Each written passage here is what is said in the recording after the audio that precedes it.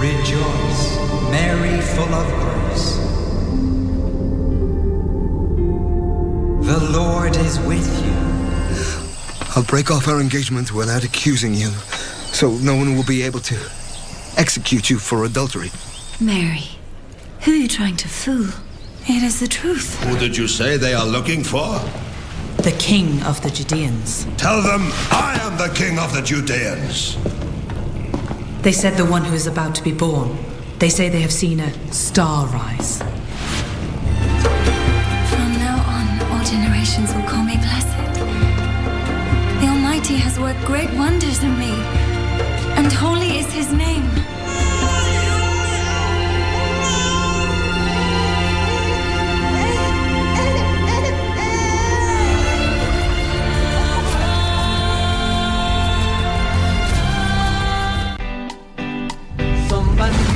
Los recuerdos que me llevan a soñar, bandidas las que un día aprendieron a amar. Bandidas.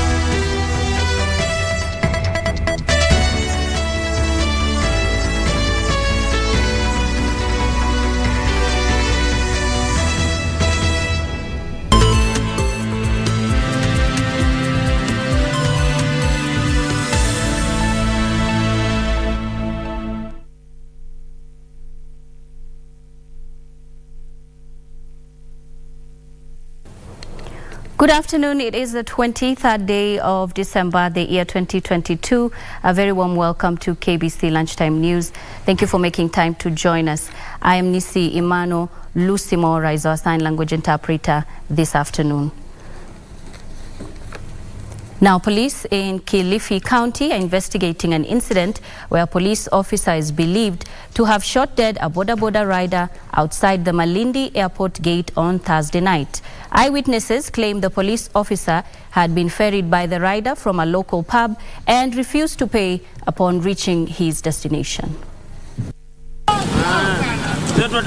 According to the eyewitnesses, the incident happened at the police barricade within the airport precinct. The boda operator is said to have picked the police officer at a pub on agreement that he will pay for the ride once at his destination. Mtu anatafuta haki yake shilingi 50 alishwa toto wake.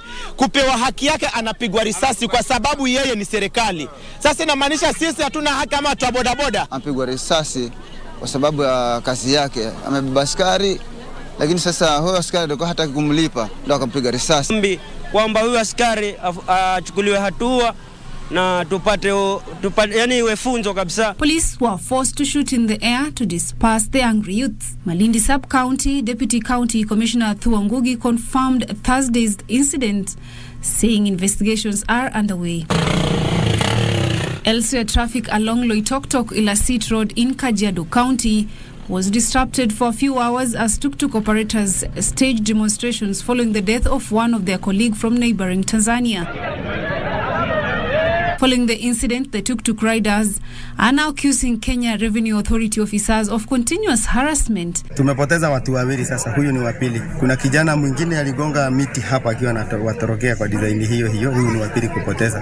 Kwa hiyo leo tukona tumefika mwisho, tukona tuandamane tufike mpaka kwa. Kijana ambaye anajua kazi, kijana anajua kuongea na watu, kijana hakuwa anasumbua. Kwa hivyo nimempoteza, anataka kujua haki yake itendeke. On their part, the tax officers accused the riders of continuously evading to pay tax. Mwenzetu kupoteza maisha sio jambo ambalo mtu yoyote anafurahia. Na ndio kwa sababu nimekuja nikae nao, najua hao pia wanajitafutia. Lakini tumekuwa tukiwahimiza kwa njia ile wanajitafutia wapitishe mizigo yao hapa customs. For Lunchtime News, I'm Zainab Said. All right, the UDA Senate Disciplinary Committee is meeting today to probe Karen Nyamu's case, and let's take a listen. A letter from her, that is a letter dated 20th of December 2022, requesting for an adjournment of today's hearing for reasons given in that letter.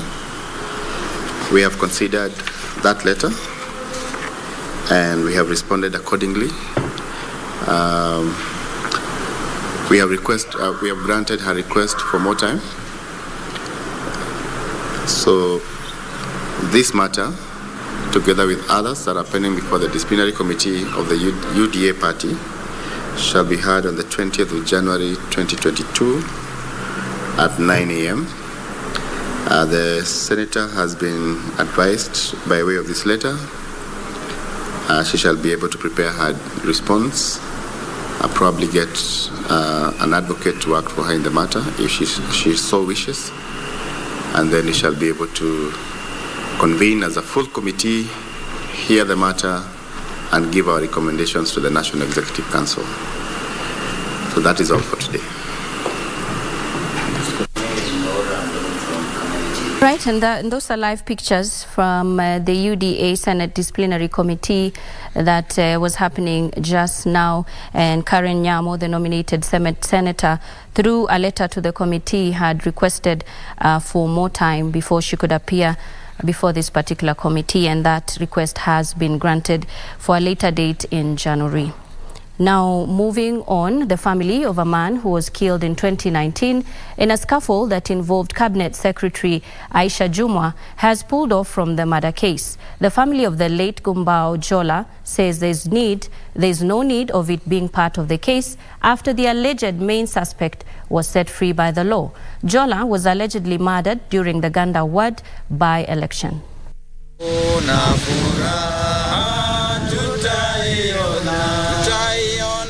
A solemn mood was evident as family members of the late Gumbao Jola gathered at the gravesite of their son to conduct prayers before they made an announcement to withdraw from a court case over his alleged murder. Jola was allegedly killed in 2019 during the Ganda by-election. The family has expressed no need to be part of a case in which the alleged main suspect has been cleared by the law. Director of Public Prosecutions, Nudin Haj, in October 2022, withdrew charges against Gender Cabinet Secretary Aisha Jumwa, and only his bodyguard is still facing the murder charges. Michael Ngumbao Jola ni ankoli yangu aliyeuawa. Jana tulipata habari za kusikitisha na kutamausha sana ya kwamba yule mhusika mkuu katika mauaji ya Ngumbao Jola, Mheshimiwa Aisha Jumwa, ambaye saa hii ni CS, ametolewa yale mashtaka yake ya uaji. Amefanywa kama shahidi wa serikali. A section of area leaders of the late and the family have now resolved to let it go and remain in prayers for justice to be served in the future. Sisi tunataka Mungu mwenyewe ndiye atakuwa mhukumu wa hiyo mambo. Na kama yeye sahihi ametolewa mashtaka, hata yule mwingine naye apumzike kabisa. Hiyo koti iwache hiyo mambo, Mungu mwenyewe atahukumu. Hata si wanyonge tumebaki kukanyagiwa. Tuko na masikitiko makubwa katika maombolezi haya. Na ikiwa kweli kuna haki dunia hii iliyotendeka, tumemwachia Mungu. Irene Mchoma Odim, the Lunchtime News. Elsewhere, about 200 residents of Kirima Village, Kirinyaga Central Sub-County are scheduled to get electricity supply within the next 1 month. The residents have not had electricity since independence until the 7.5 million shillings project was launched by the area Member of Parliament, Gashoki Gitari.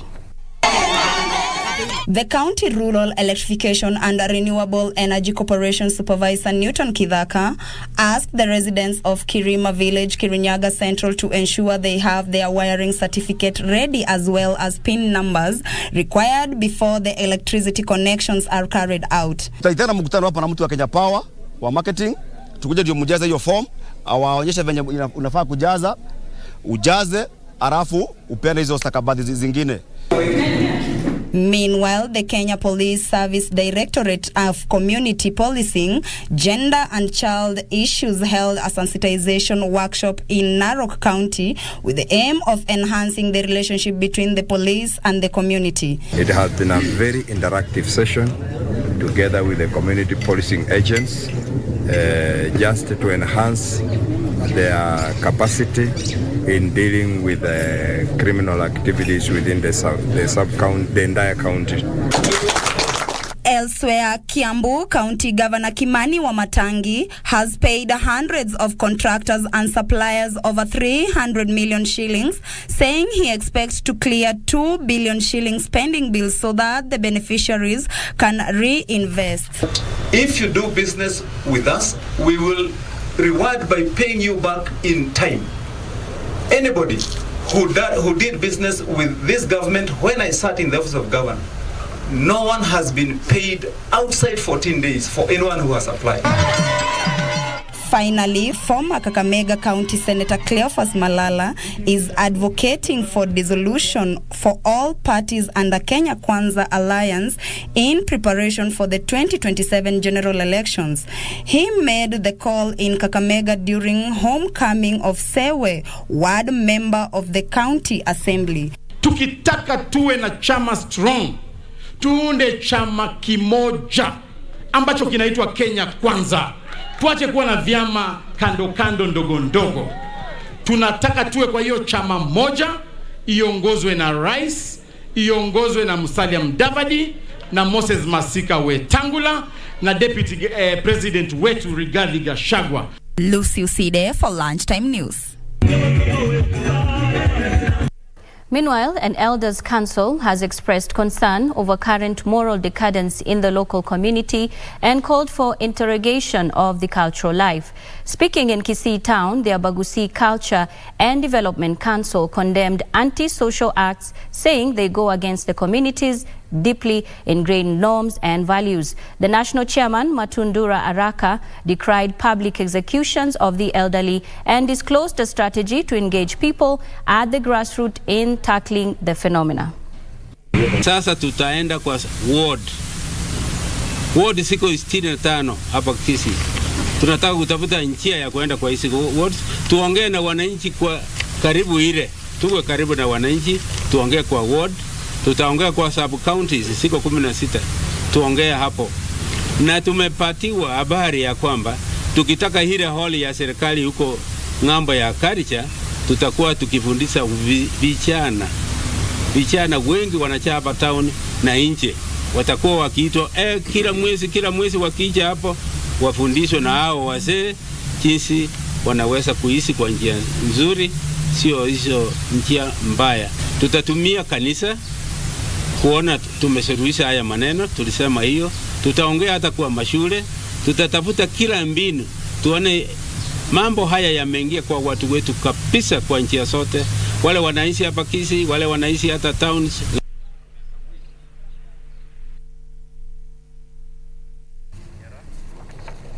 All right, we're now headed to Utalii House, where the IEBC and political parties post-election evaluation conference is ongoing. Political parties and political parties liaison committee. We are meeting the political parties for purpose of stakeholder engagement. This is part of the constitutional requirement in our monitoring and evaluation to come up with a post-election evaluation report.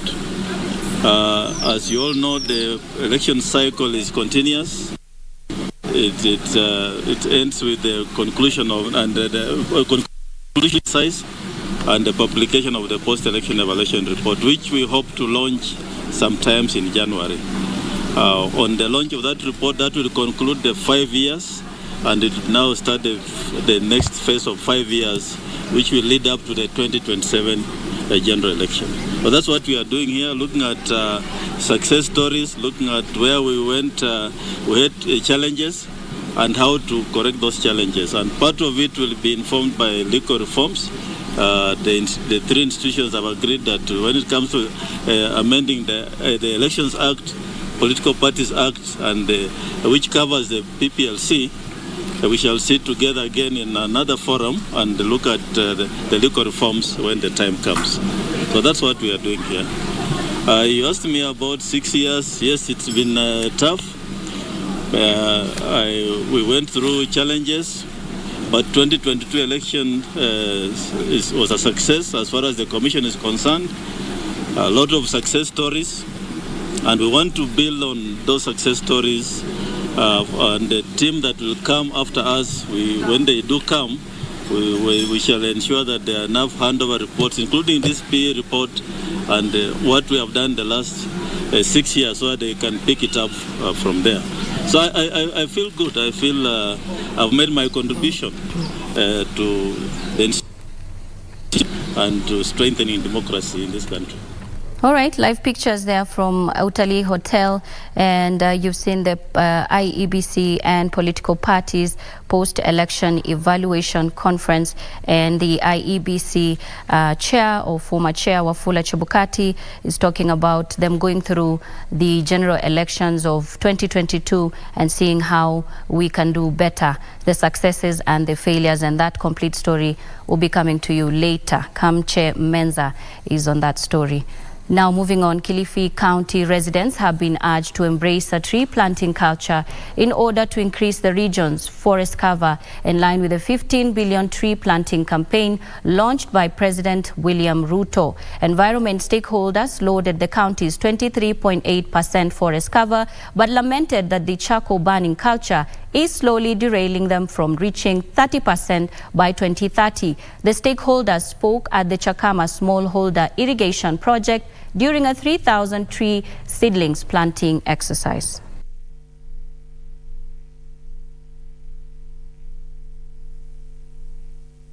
Na tunachowaomba na wito ambao tushautoa kwa wananchi ni kwamba waendeleze hili zoezi la kupanda miti hata baada ya sisi kuondoka leo, ili kwamba miaka ijayo tuje tukipita huku tuone kwamba Chakama miti imepandwa, sio huku tu chini mtoni peke yake, lakini hata kule juu. We planted over 1 million seedlings from when we started doing this catchment conservation, and we are still adding the vegetation so that we can have as much forest cover as possible. Kupanda miti vile tumepanda hapa leo ni rahisi. Ya muhimu na ile ni gumu zaidi kidogo ni kuhifadhi hizo miti. Kwa hivyo tunahimiza wananchi wetu, kila mmoja wetu ahakikisha amepanda miti kwa shamba lake na aitunze ili iweze kutusaidia. Katika hali ya percentage ile ambayo tunaizungumzia ni 30% by 2030. Kufikia sasa Kilifi County tuko na takribani 23.8% ya tree cover. Environment stakeholders are raising the red flag over the alarming rate of destruction of Mau Forest in Kedoa area, Kericho County. Of concern is the fact that it is happening close to the Kenya Forest Service base at Londiani. Kericho County Commissioner Kamau Karungo noted that while efforts to scale up afforestation are ongoing to increase the national tree cover, unscrupulous individuals are reversing the gains made. He urged local administrators and security agencies to increase surveillance in the area to ensure culprits are brought to book. Not to cut any Christmas tree. Instead, each one of us is encouraged to plant a Christmas tree somewhere in their backyards for those who are able to. Hata hii forest, waziri ukiangalia, there is a lot of forest destruction. Usidanganywe in terms of lead cedar, na ukipita hata kwa njia hii utakutana na watu saa zingine amebeba miti 3, 4 kwa pikipiki. Iko wengine ni mbao na wengine ni kuni. Kwa hivyo I don't think tutakuwa tukipanda na wengine wanang'oa. Switching gears to matters education now, where the government has assured parents and learners that the Form 1 selection will be conducted in a free, fair and transparent manner to enable students to study the school of their choice. Speaking after leading an exercise of supervising the Kenya Certificate of Secondary Examinations in Nairobi, Basic Education Principal Secretary Belio Kipsang at the same time defended government stand to allow students who are involved in exam malpractices to transit to the next level, saying every child has the right of education. The Ministry of Education has moved to assure parents, guardians and learners that it will do everything possible to ensure the selection of over 1.2 million students joining Form 1 next year is conducted in accordance with the law. Education Principal Secretary Belio Kipsang says no child will be disadvantaged in the exercise. I know you are equally parents. Others may be anxious where their children will go in January for Form 1. We shall give you assurance that we shall be transparent, we shall be fair, and we shall do the right thing to make sure that each kid gets a school that they chose and they deserve to be there. That I can assure you. He at the same time said their push to attain 100% transition policy is clear, even as he hit out at those poking holes on the decision by the Ministry of Education, allowing the 252 KCP candidates to transit to the next level. So we cannot deny a child that constitutional right of transiting to the next level. So we only make sure that they don't benefit for what they never worked for, but they will move to the next level of learning, because that is what we gave ourselves. And honestly, these are two young children. At the age of 12, the age of 13, we shall be too punitive to make them not grow to the next level. The PS has also said they will ensure a seamless process of implementing the presidential directive of domiciling the junior secondary to primary schools, while coming up with the guidelines early next year. Colleagues at the Teacher Service Commission at the beginning of the year will be going out to retool our teachers, preparing them to be able to handle the next level of learning of our learners. He, however, urged parents to guard their children against exploitation this festive season. He lauded the 2022 KCP candidates for their exemplary performance, even as he exuded confidence the same will be replicated with the KCSE candidates this year. Even we are looking forward to this other cohort of KCSE, the Form 4 group, to do equally good, because notwithstanding the short time, our teachers were able to prepare our children in a way that it was like a marathon. Timothy Kipnusu for Lunchtime News. Staying with the education sector, stakeholders in the education sector have expressed concerns over some of the changes being proposed by the government on the competency-based curriculum. The stakeholders, mostly in the private sector, say reforms should be well thought out to effectively bring desired changes to the education sector. Education stakeholders at Sheridan Primary School in Kiganjo and Githunguri Township Primary School say proposals to abolish boarding schools should only be implemented if a conducive environment for learners is guaranteed. Not an easy thing to just wake up one day and say that the boarding schools, the primary boarding schools, have been abolished. It will need some consultation, especially because there is people have invented. There is a lot of money that will go at waste. It is good to consider those parents who may be very, very busy moving from one place to another, but they are very sure that their children are safe and they are getting the education that they want. So my take is that we should have some boarding schools. Elsewhere, a section of private schools in Nakuru County are optimistic that full implementation of the competence-based curriculum will spur tremendous growth in the education sector. A spot check at various private schools across county revealed that most had completed constructions of stand-alone junior secondary classrooms and laboratories for the pupils who will be transitioning in January. At Radiance Academy, the director, Mercy Kibe, said the decision to domicile junior secondary school in primary schools was a win-win situation for both parents and students. Pia wakati tulisikia watoto wetu hawajiungi na shule za secondary, tulishukuru Mungu kwa sababu hawa watoto wangali wachanga, wanahitaji kulelewa polepole. Lakini ningetaka kuhakikishia wazazi ya kwamba pia na shule za mtu binafsi tumejitayarisha vilivyo. Kwa hivyo hakuna tofauti, na huenda ikawa hata labda shule za binafsi tuko juu kidogo.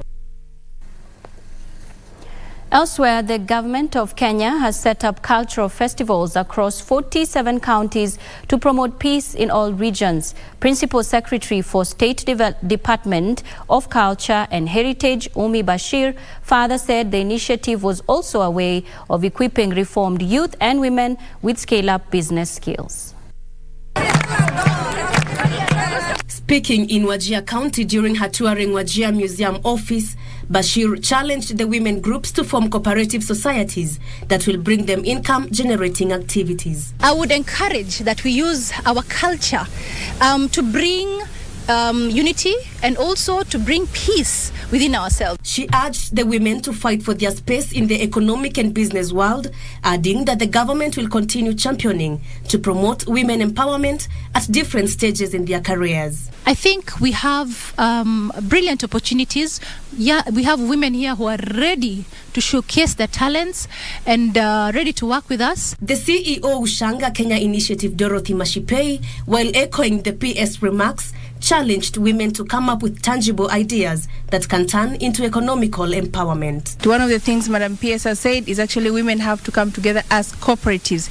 So as when government is actually doing a product, or when they come up with a product they can sell, then they'll be able to benefit from it. It's our duty to ensure that we work together with the county government of Wajir, the leaders of this part, and the elderly women and the elders who are in this part, to be able to preserve some of these artifacts that we have seen today. Joan Moneki for Lunchtime News. Time now for a break, but don't go too far. We'll be back in just a bit.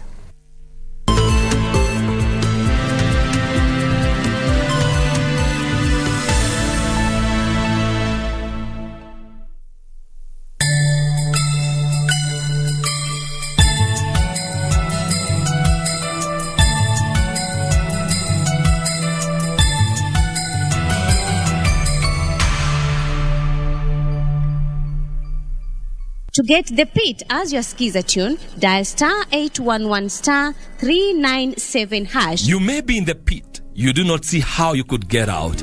But the good news is that you do not have to get by yourself. The Most High God is about to lift you out. He's about to turn the medical report. He's about to free you. He's about to open new doors, bringing new opportunities, new relationships. The pit is not your destination. Get ready to rise. To get the pit, dial star 811 star 397 hash. Star 811 star 397 hash. Christmas is all about giving oneself, sharing, and of course, making others happy. From myself, DJ Tabs, and the entire Backyard crew, we wish you a Merry Christmas and a prosperous 2023. Remember, Jesus is the reason for this season.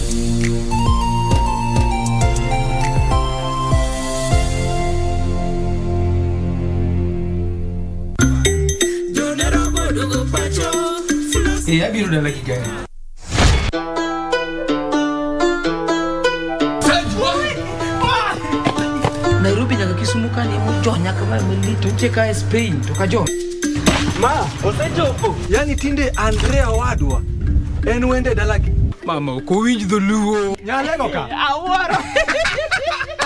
Nyara, arwaki dala naka. Mago gik piny bwana. Kikanga winj wach moro ni, dimoro cheme udi. Guy, namanisha internet. Raura. Ai! Diwach Kiswahili kucho. Nene go di kucho. Upatie mtoto ya ng'ombe maji. Ajua! Sasa tutafanyaje? Fanyaje okoka. Okinyal nindo gi dhako edala na kaendi. Dipo kikwongo na golo kodhi. Onge gimo dhi timo, ono dhi mana nindo. Tom. Fundisha mtoto wako adabu. Wacho nango? Mimi natuga baba Tiff, natuga mama. Wewe natuga kokorioko. Dongoro pesa na rotin. Traffic police nyalo kata maka na tingo chango katero Nairobi. Ohalo kriwe watu siepa. Kaginyalo li pesa sani to gioliwa. Olgigi miwa mundior na sani bwana. Mimi kisapatia nyakwara yangu hivi. Mama, adwani mundi dhi bed piny mos. Mundi go ikwan. Nigi kipande jo Nairobi okelo. Pesa di. To gikimimiyo gigidhigo to pesa di. Mayo jana ropa.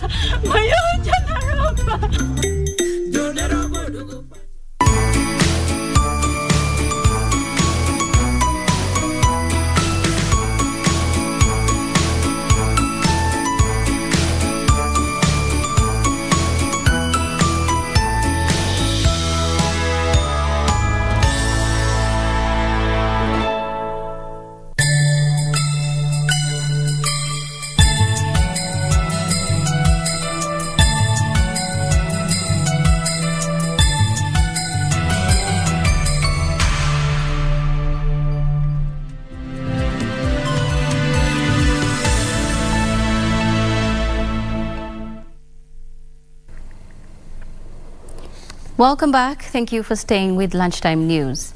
Now moving on, it is Christmas comes early for street youth in Kikuyu town who received food and underwent medical checkup courtesy of two non-governmental organizations and partners. Eftokia International joined hands with Street Anthem Barbecue and other partners to undertake the initiative as a way of giving back to society.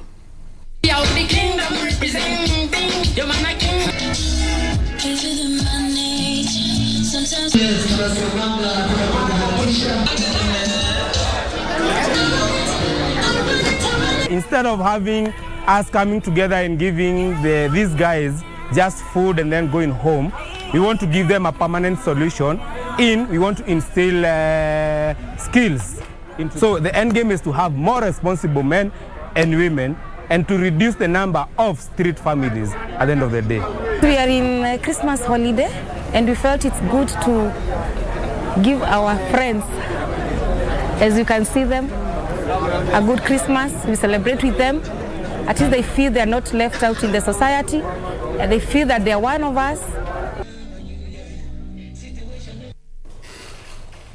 And with Christmas just days away, the crew and cast members of the action-packed drama series Mpakani shared love with children and families living in Githogoro slums next to the Runda estate in Nairobi County. Mpakani is currently showing on KBC Channel 1. Christmas came early for tens of families in Githongoro slums when the Foxton media team visited residents to share Christmas gifts as well as engage in clean activities in the village next to Nairobi's Runda estate. Foxton Media is behind the production of Mpakani TV drama series that airs every Monday at 10 p.m. on KBC Channel 1. The Foxton Media team is here at Githogoro today, showcasing Mpakani episode 1 and 2, and also to try and create awareness around Mpakani so that we have more kids who are watching Mpakani, since there are some of our major target audience, and also have the parents encourage the kids to watch Mpakani. The team leaders said this engagement is part of a series of corporate social responsibility activities lined up ahead of Christmas and New Year festivities to appreciate the fans of the show. We came and we are engaging ourselves in a CSR activity. Mpakani has been able to, and Foxton Media, to buy quite a number of gift hampers to give to the elderly, some biting sodas for the children who was watching Mpakani episode 1 and 2, and we are happy that the kids are very, very excited. Elsewhere, children from Israel Faith Children's Home in Lanet had an early Christmas after they received foodstuff and books from Mount Kenya University Nakuru campus. The institution's Nakuru campus director, Dr. Emily Nyabisi, said the gesture was aimed at bringing back smiles on the faces of the orphaned children. Wish you a Merry Christmas, we wish you a Merry Christmas. For these children at the Israel Faith Children's Home in Lanet in Nakuru, it was Christmas come early. Wish you a Merry Christmas. Mount Kenya University Nakuru campus was here to make the faces of these young angels shine. The university fraternity donated foodstuff to the home, which included cooking oil and flour. According to Mount Kenya University Nakuru campus director Dr. Emily Nyabisi, many children in orphanages are always forgotten, hence the noble gesture. The campus also donated books to the children's home. And so as part of what we have brought these children, we have brought them books, we have brought them assorted textbooks, we have brought them assorted storybooks from different ages, we have brought them exercise books, pens, pencils, crayons, so that they can also continue learning. Meanwhile, a group of well-wishers has shared goodies with patient children at pediatric ward at Kitale County Hospital. The generous donation included cakes, snacks, and other valuables for children. Led by Chairperson Naomi Karani, the group called on the other well-wishers to remember the less fortunate during this festive period. Support them not only in material gifts, but also moral support, give them our love, just show them that we love them. I would love to say that our Waziri for Health has given us the blessing to continue this activity, and we've left the babies happier than we found them.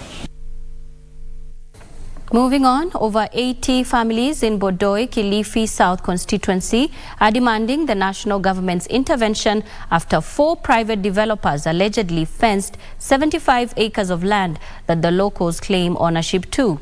Those affected claim interventions to have the land surveyed and allotted to them by the Ministry of Lands are at an advanced stage, and they do not understand why they have been evicted. 2 days ago, a private surveyor accompanied by a host of police officers descended on the residents of Bodoi, Kilifi South constituency in Kilifi County to allegedly pinpoint boundaries of a newly purchased plot, a state of affairs that did not augur well with the locals. Nikaongea na wao, nikataka kuwastopisha, lakini polisi walikuwa wakali sana.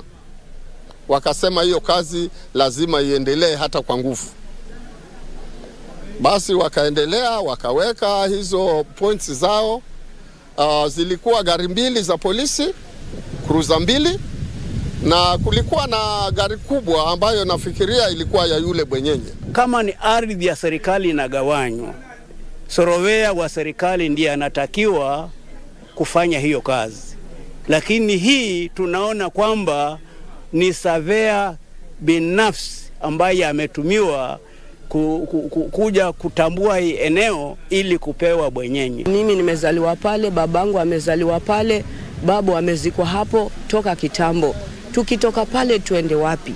Huyo aliyenunua watu wote walio pale atawapeleka wapi? Tunaomba serikali iingilie kati na kutupatia haki yetu. The aggrieved residents sought the intervention of the area legislator. Nilimpigia bwana DCC jana na nikamwambia ikiwa huyo bwenyenye aliweka beacons, tuma lori za polisi naenda kungoa hizo beacons. Hatuna bunduki, hatuna mishale, lakini lazima tutaresist any attempt ya kuweza kunyanyasa mwananchi wa hapa Bodoi. Kilifi South Member of Parliament Ken Chonga has condemned the alleged invasion, calling on the police to cease being part of such undertakings. Yeyote yule ambaye kwamba anawajia na pesa, hawataki kujua. Juzi wameenda wamevunja museum ya hapa Jumba Ruins, manake bwenyenye amewapatia pesa. Chonga maintains that he has already petitioned Parliament to have the controversial parcel of land and others within his jurisdiction allocated to the locals.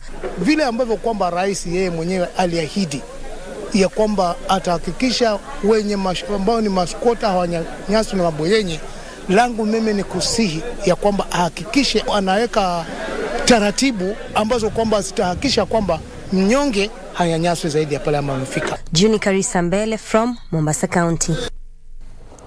Moving on, Likoni Unique Ladies, a community-based organization in Likoni sub-county of Mombasa County, has been at the forefront of empowering young girls, women and communities by providing health and hygiene education and financial assistance. Speaking during the launch of the community-based organization in Likoni sub-county, the founder and director, Rosemary Ogwen, said the initiative aimed at sensitizing the community on the rights of the girl child and fight against gender-based violence. Jen Joroge, who also doubles up as the chairlady of Likoni Women Theatre Group, said the CBO is striving to economically empower women who lack consistent and dignified work to start businesses in order to support their families. Napenda kuleta wamama pamoja, na kama mnaweza kuona wamama wangu ambao niko nao nimeregister 1000 members. Tuko na wards 5 katika Likoni constituency. Kila ward nimeregister 200 members katika hizo wards 5. So tuko na 1000 members au ni active members ambao wako katika hii CBO. Kwa hivyo mimi yangu ni kuleta wamama pamoja. Sasa unapata katika hizo pesa ambazo tunapata, napatia wamama kufanya biashara zao ndogo ndogo. Nafanya kuandika proposal katika organization mbalimbali, nikipata funds naletea wamama huku chini wanafanya biashara zao. Na niko na imani ya kuwa nitawafikisha mahali ambapo wataweza kusimama na kujitegemea. Sana sisi tunazingatia sana mambo ya women empowerment. Kuempower mama atoke pale kwa nyumba, at least ikifika jioni nawe akuwa amepata kitu chake. For the third day in a row, celebrations continued across the country as parents, learners and teachers reveled in the limelight of exemplary performance in the recently announced Kenya Certificate of Primary Education results. Alvin Kaunda samples some of the merrymaking. In Nairobi County, Nairobi Primary School's Imani Audi emerged the top student after she attained 421 marks, followed by Brianna Nyaboke, who attained 418 marks. The school had 23 students with over 400 marks as parents and teachers urged the government for their continued support and to ensure a smooth transition to CBC. The journey is hard. It's really hard. And not to be stressed. You should try to get enough friends that will benefit you in your studies, who won't distract you but just help you. If you didn't get what you wanted, don't give up. The journey is too long and this exam doesn't determine what you'll be in life. It doesn't modify your destiny, and keep working. As a parent, I would say that we do underestimate the power of mentorship. Mentorship is very important, and cooperating with the teachers. It's like the proverbial 3-stone stove that you have the student, the teacher, and the parent. I really want to thank His Excellency the President of this great republic for bringing on board task force to review CBC. Utawala Academy, also in Nairobi, went into celebrations after their top students scored 421 marks in this year's KCPE. Barack Oyalo managed to attain 421 marks and he hopes to join Kapsabet Boys High School. 11 other students in the school scored over 400 marks. The school urged the government to use fair criteria for high school selection. Juja Preparatory School performed exemplary in this year as the top candidate Celine Wanjiku scored 422 marks. The school principal Evans Muhunya attributed the success to hard work and consistency in working through the years.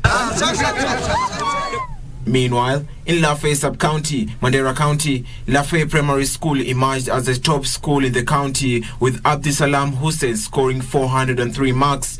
The school's head teacher, Khalif Ahmed, described the high insecurity in the area with teachers changing sleeping areas every night to avoid Al-Shabaab attacks from Somalia a few kilometers from the school.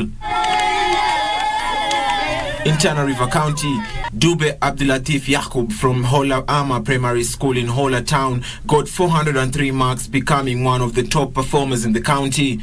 The young boy was rescued from herding cattle at Wayu village in Tana River County and has surprised many with his impressive performance and hopes to join Alliance High School for his secondary school education.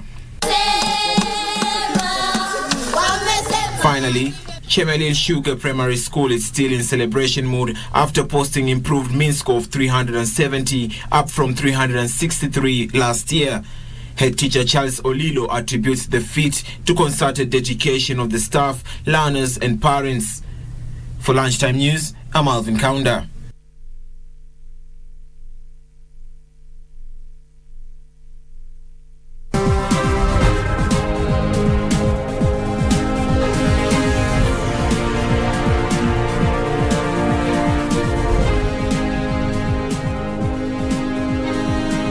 Right, let's take a look at the day's business. Now, the government has allowed the importation of 100,000 metric tons of duty-free sugar over the next 3 months. In a gazetted notice, National Treasury Cabinet Secretary Professor Njuguna Ndung'u says the import window is meant to ease the sugar crisis in the country that has seen the price of the sweetener increase.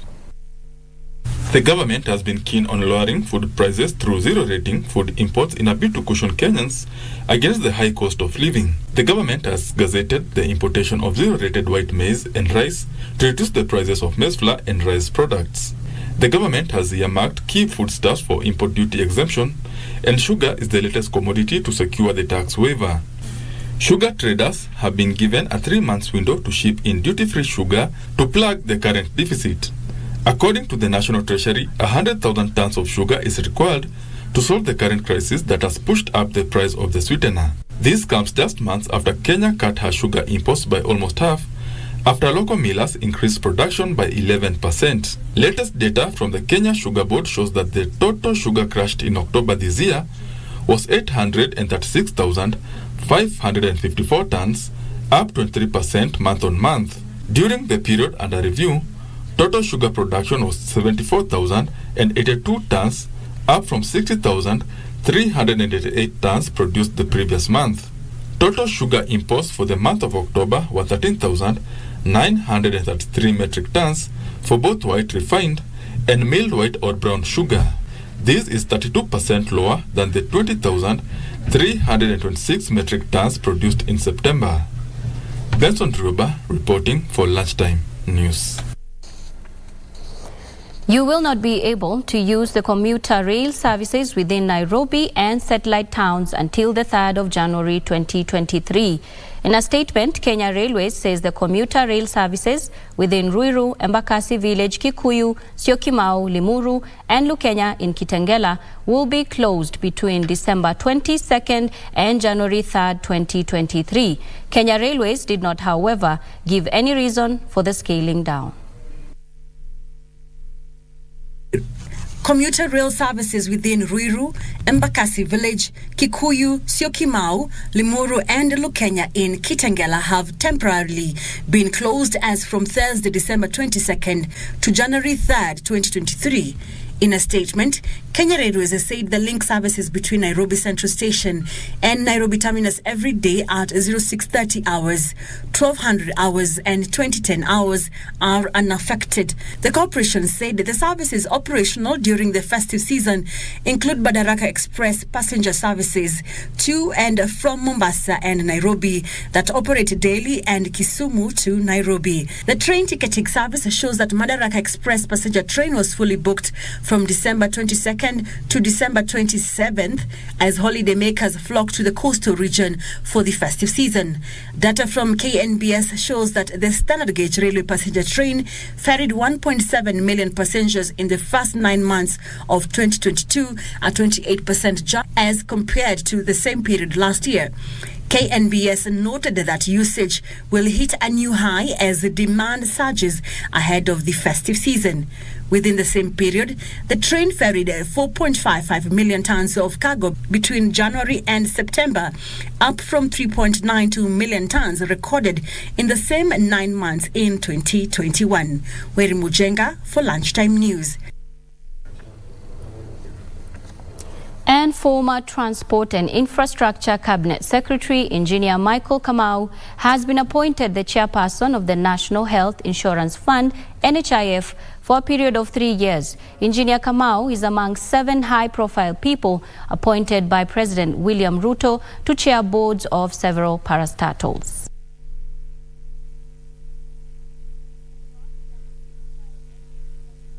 Vaccine maker has completed construction of its first vaccine factory made from shipping containers. The factory, called BioN Trainer, is expected to arrive in Kigali, Rwanda in the first quarter of 2023. The company plans to ease huge disparities in global COVID-19 vaccine access. More details of this and other stories making headlines across the globe.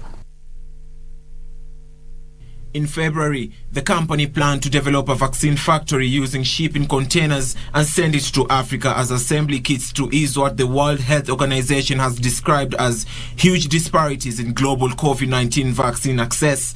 BioNTech said the facility in Kigali will house the first BioN Trainer, which is expected to become part of a wider supply network spanning several African nations that will have access to the mRNA-based vaccine.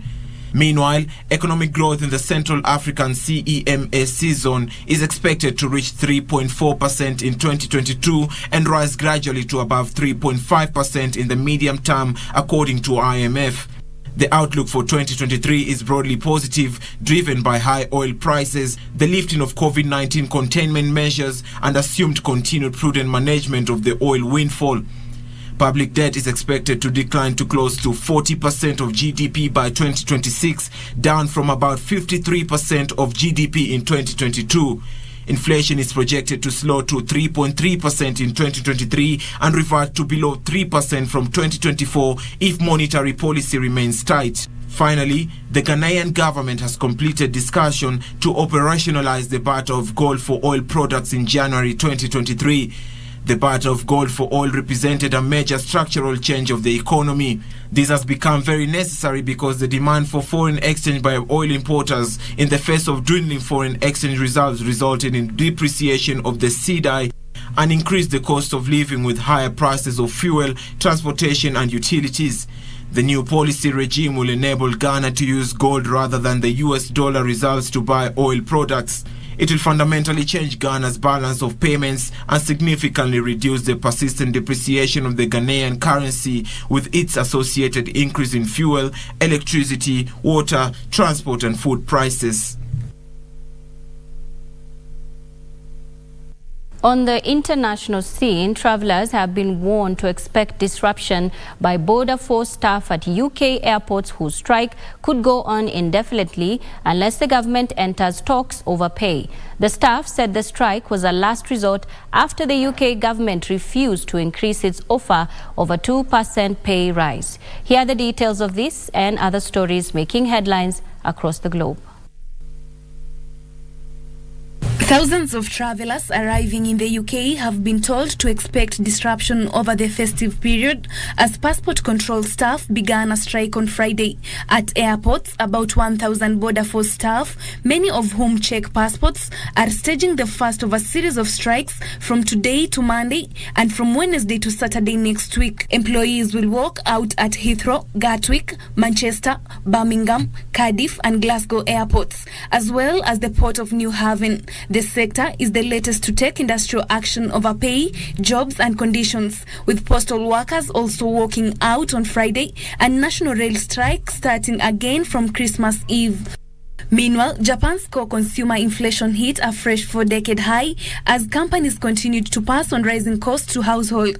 Japan's core consumer price index, which excludes volatile fresh food but includes energy costs, rose 3.7% in November from a year earlier. The figure matches market forecasts and packs up from 3.6% gain in October. Already, companies expect to hike prices for 7,152 food products in the first 4 months of 2023, more than double the number of the same period this year.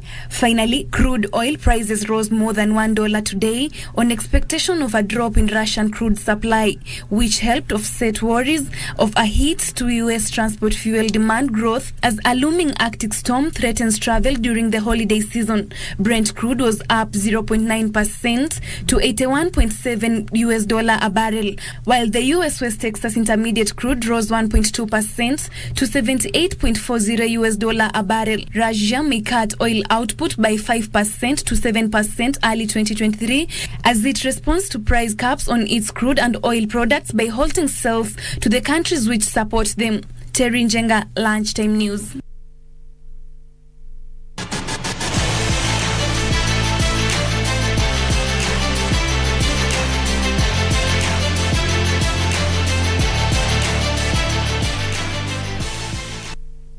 All right, let's take a look at the day's sports, where Manchester City advanced to the quarterfinals of the Carabao Cup after deserving 3-2 victory over Liverpool at the Etihad Stadium. After the win, the citizens will now take on Southampton, aiming to lift the trophy they last lifted 2 seasons ago. And it's very much a case of last but not least, as Manchester City take on the holders, Liverpool. Erling Haaland hoping the score in the 10th